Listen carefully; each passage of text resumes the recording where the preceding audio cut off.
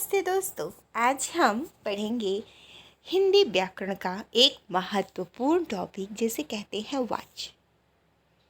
ठीक है, वाच्य हमारे हिंदी व्याकरण का बहुत ही महत्वपूर्ण टॉपिक है। पहले हम वाच्य की परिभाषा को पढ़ेंगे कि वाच्य किसे कहते हैं। इसके अंदर वाक्य के अंतर्गत हम पहले देखेंगे कि वाक्य के अंतर्गत हम कर्ता, कर्म या भाव में से किसकी प्रधानता है, इसी के आधार पर हम समझ लेंगे कि किसकी प्रधानता के आधार पर है ये, इसमें कर्म की प्रधानता है कि कर्ता की प्रधानता है या फिर क्रिया की प्रधानता है। ठीक, वाच्य के भेद कितने हैं? वाच्य के 3 भेद हैं। पहला कर्तुवाच्य, दूसरा कर्मवाच्य और तीसरा भाववाच्य। कर्तुवाच्य, इसे कर्तुवाच्य जो है इसमें कर्ता की प्रधानता होती है, और कर्मवाच्य जिसमें कर्म की प्रधानता होती है, और भाववाच्य जिसमें भाव की प्रधानता होती है। ठीक है, तो कर्तुवाच्य किसे कहते हैं? कर्तुवाच्य अर्थात एक्टिव वॉइस। ठीक, तो कर्तुवाच्य में कर्ता की प्रधानता होती है। यह सकर्मक और अकर्मक दोनों में ही हो सकता है। इसका जो रूप होगा वो सकर्मक भी हो सकता है और अकर्मक भी हो सकता है। क्रिया के उस रूपांतर को कर्तुवाच्य कहते हैं जिसमें वाक्य में कर्ता की प्रधानता का बोध हो, उसे हम कर्तुवाच्य कहते हैं, अर्थात वह कर्ता प्रधान हो। इसके पहचानने की ट्रिक क्या है? इसके पहचानने की ट्रिक है, इसके में हम कर्ता के साथ प्रश्न करेंगे कि कौन केला खाता है, तो उत्तर जब आएगा कि रमेश केला खाता है ना। ऐसे ही आगे हम प्रश्न करेंगे कि दिनेश, जैसे प्रश्न है दिनेश पुस्तक पढ़ता है, तो हम प्रश्न करेंगे कौन पुस्तक पढ़ता है, तो हमारा उत्तर आएगा दिनेश पुस्तक पढ़ता है। ठीक है, तो हमें उत्तर मिला ना। तो इस प्रकार से जब हमें उत्तर मिल गया कि कौन केला खाता है रमेश, कौन पुस्तक पढ़ता है दिनेश, तो जब हमें दिनेश मिल गए और रमेश मिल गए तो निश्चित रूप से ये कर्ता की प्रधानता है और यह कर्तुवाच्य है। अब आएंगे हम कर्मवाच्य पर, जिसे कहेंगे पैसिव वॉइस। क्रिया के उस रूपांतर को कर्मवाच्य कहते हैं जिसमें वाक्य में कर्म की प्रधानता हो, अर्थात कर्म प्रधान हो। और यह जो है कि कर्म की प्रधानता है तो निश्चित रूप से ये सकर्मक क्रिया ही होगी। इसमें अकर्मक क्रिया का कोई मतलब ही नहीं। अकर्मक में कर्म तो होगा नहीं, तो कहाँ से ये कर्मवाच्य होगा? इसलिए यह सकर्मक क्रिया ही होती है। इसको पहचानने की ट्रिक है कि इसके साथ से, के द्वारा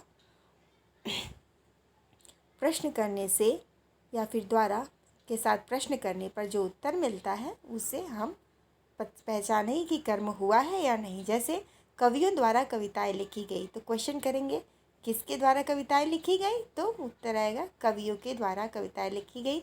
और ये ट्रिक है, द्वारा यहाँ पर है तो पकड़ लेंगे कि कर्मवाच्य है।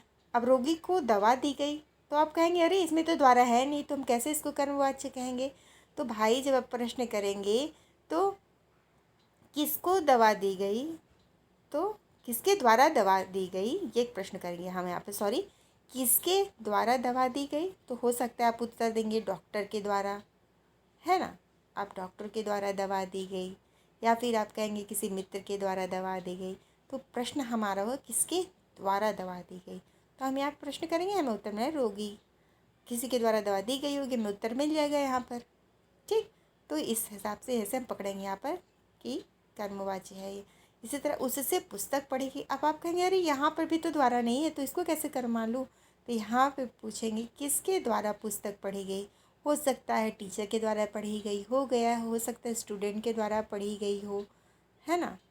तो किसके द्वारा प्रश्न करने पर जब हमें उत्तर मिल जाएगा तो हम मान लेंगे कि यह कर्मवाच्य है। तो द्वारा में यहाँ पे आप कंफ्यूज ना हो, ठीक है। द्वारा को पकड़ के चले, द्वारा से के, तो आप निश्चित रूप से मान लेंगे, पकड़ लेंगे कि ये कर्मवाच्य है। और जहाँ पे नहीं है वहाँ पे प्रश्न करिएगा किसके द्वारा दवा दी गई, तो उत्तर तो मिल ही जाएगा किसके द्वारा दी गई है।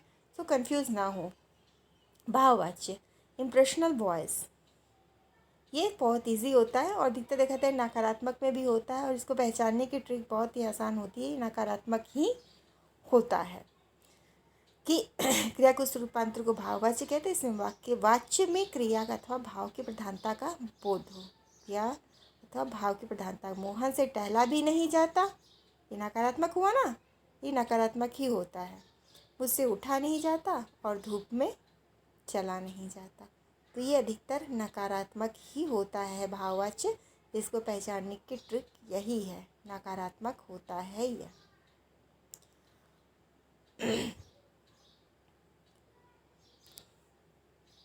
भाववाच्य में आप देखिएगा, आगे पढ़िएगा तो आएगा वाच्य का प्रयोग। वाच्य का प्रयोग, वाक्य में क्रिया के लिंग वचन पुरुष का अध्ययन प्रयोग कहलाता है। प्रयोग क्या कहलाता है, ये भी प्रश्न बन सकता है, बहुत ही अलग प्रश्न है कि प्रयोग कहलाता है, क्या प्रयोग कहलाता है। तो बोलते हैं वाक्य में क्रिया के लिंग वचन पुरुष तथा का अध्ययन प्रयोग कहलाता है। इस बात को ध्यान रखिएगा, प्रयोग बहुत नया है। प्रयोग के प्रकार कितने हैं, तो प्रयोग के, ये बहुत इंपॉर्टेंट है। तो प्रयोग कितने प्रकार है, तो प्रयोग के 3 प्रकार है, कर्तारी, कर्मणि और भाववाच्य।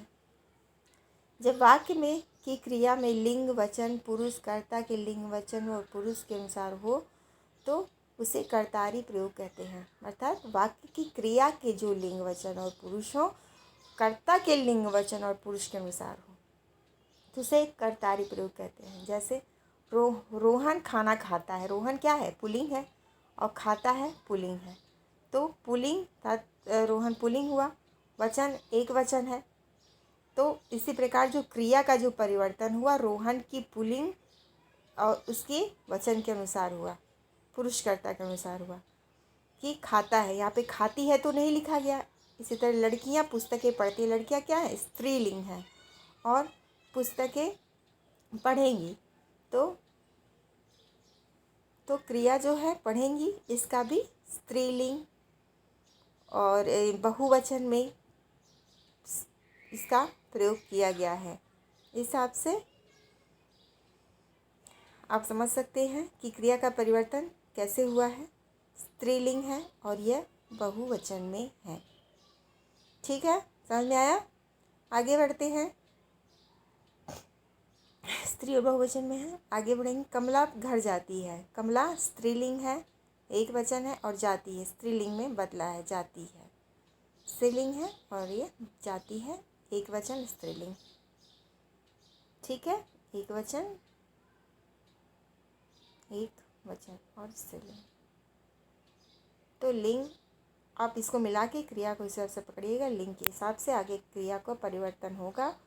लिंग के पकड़ करके क्रिया का उसी हिसाब से परिवर्तन करिएगा, वही कर्तारी प्रयोग से ही कहा गया है। आप इस चीज़ को ध्यान में रखिएगा। ओके।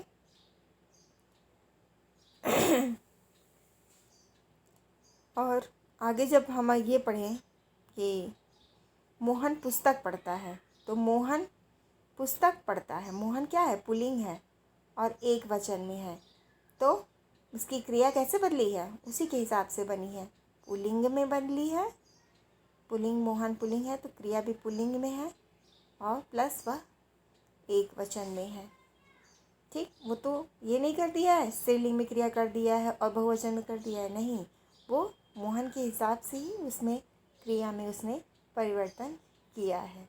तो अगर बोला है प्रयोग के हिसाब से, तो आगे आप ध्यान में रखिए से करिए। कर्मणि प्रयोग, कर्मणि मतलब कर्म के अनुसार जो होती है क्रिया का लिंग वचन और पुरुष में परिवर्तन होता है। जैसे जब वाक्य की क्रिया के लिंग वचन पुरुष कर्म के लिंग वचन और पुरुष के अनुसार हो तो उसे कर्मणि। जैसे सौरभ क्या है, पुल्लिंग है, ने पुस्तक लिखी, पुस्तक क्या है, एक स्त्रीलिंग है, पुस्तक अच्छी है, पुस्तक सुंदर है, और क्रिया लिखी है।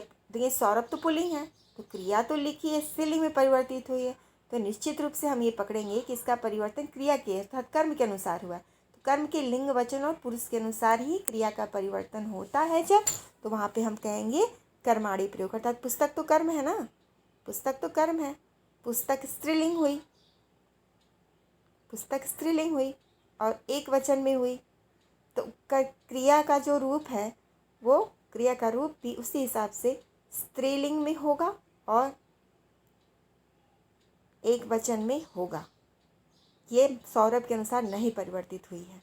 गौरव ने कई पत्र लिखे, पत्र पुल्लिंग है, गौरव एक स्त्री, गौरव पुरुष है, गौरव पुरुष है और पत्र भी पुरुष है, पर यह पत्र के अनुसार परिवर्तन हुआ। पत्र लिखे हैं तो ये पुल्लिंग के अनुसार, पत्र के अनुसार चेंज हुआ, वो पुल्लिंग एक वचन में है और पुरुष के अनुसार हुआ है। तो गौरव ने कई पत्र लिखे, पत्र क्या है, पत्र पुल्लिंग है, पत्र पुल्लिंग है। तो इस पे आगे आप ध्यान दीजिएगा आगे के वाक्यों में, ठीक। कई पत्र लिखे हैं, लिखे हैं, कई पत्र लिखे हैं, एक पत्र नहीं लिखा उसने, पत्र लिखा हो या तो दूसरा, लेकिन कई लिखे इसलिए वहाँ पे लिखे हुआ है।